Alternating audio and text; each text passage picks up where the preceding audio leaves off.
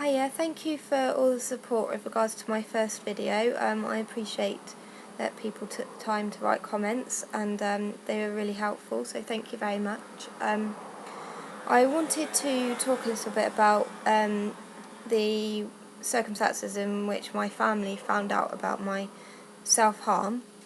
I had never really intended for them to find out, and I really regret the way that they did find out. If I could go back, I would have rather have told them than them found out the way they did.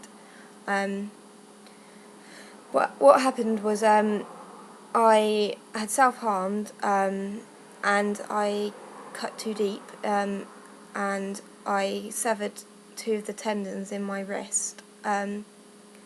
So two of my friends very kindly took me to our local hospital where they confirmed that the tendons were cut, and I was told there was nothing they could do there. I needed to go to a bigger hospital for an operation.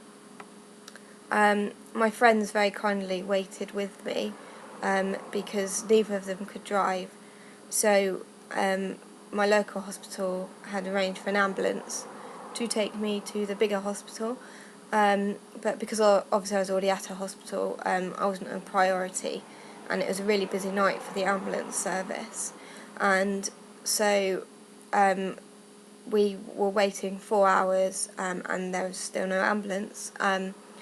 My friends, they'd fallen asleep on the plastic chairs and they were exhausted, and I couldn't really, bear to see them having to wait like that, and the stress of it all. So I told them they should go home, but they didn't want to leave me because they didn't want me to be in the bigger hospital by myself when I finally got there, and I think they were just a bit worried.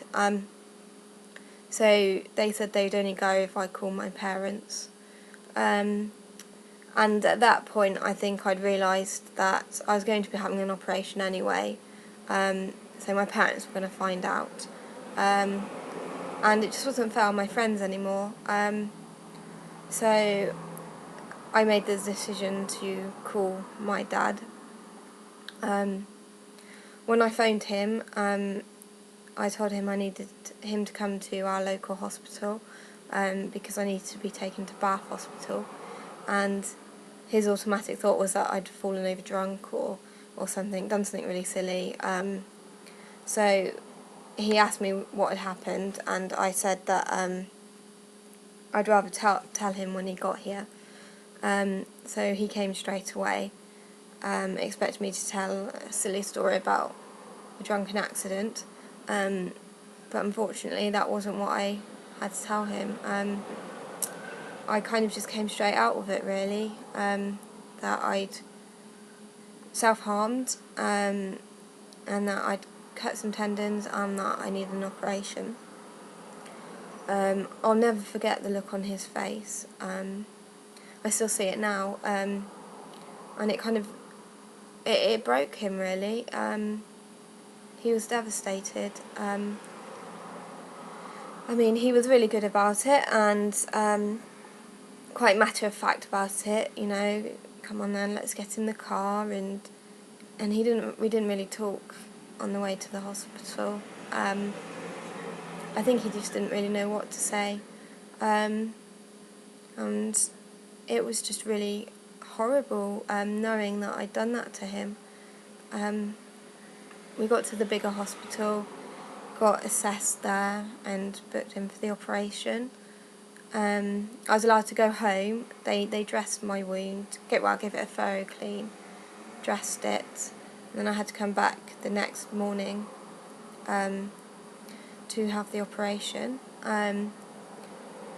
My dad was brilliant. He was so supportive. At one point he went out of the cubicle I was in, and I could hear him crying to one of the nurses, and I've never seen my dad cry, really, and it was just horrible knowing that I'd done that to him. I was offered, obviously, psychiatric support, but I turned it down. I didn't feel like I had anything wrong with me. I didn't feel like I needed it. But obviously there was something wrong with me because of what I'd done. Anyway, we went home and then had the job of telling my mum, which I left down to my dad. I kind of chickened out, really. And again, I feel really bad about that because I think it would have been better coming from me. Because I think my mum felt like I didn't want to tell her, which I didn't, but, you know, not because of the reasons she thought. It wasn't because I didn't want to tell her because it was her. It was because I didn't want to tell anybody. Anyway, the hardest bit about all of that, like I say, is knowing how much it destroyed my dad. I mean, my family have been amazing, really supportive, but I know I've hurt them. Once I'd had the operation, I had to have my arm in a plaster cast for 3 weeks, and then I had to have a special splint made out of plastic, and I wasn't allowed to use my hand at all because they could easily rupture.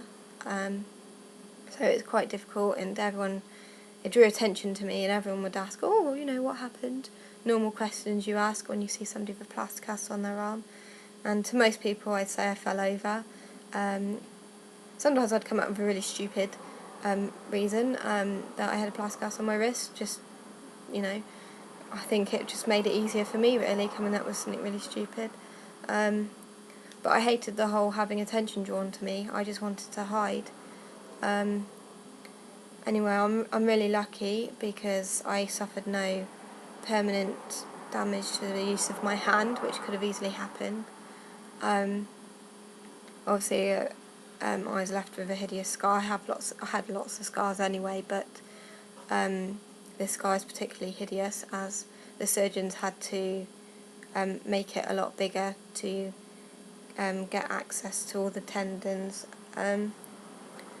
And every time I look at it, I remember what I did and what I put my family through.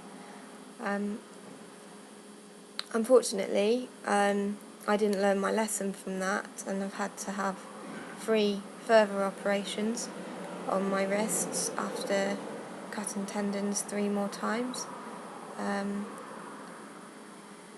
I've never done it on purpose. I think sometimes I just get so angry at myself that I cut deeper, and that's the consequences of it. I wish I could learn from my mistakes, and I really hope I don't ever do it again, because I really don't want to go through it again, having to have everyone know what I've done. But to be honest with you, knowing me, I probably will do it again. Anyway, I don't know if this, people have had similar experiences and how their families found out and how they feel about it. Be interesting to hear back. Anyway, take care. Bye.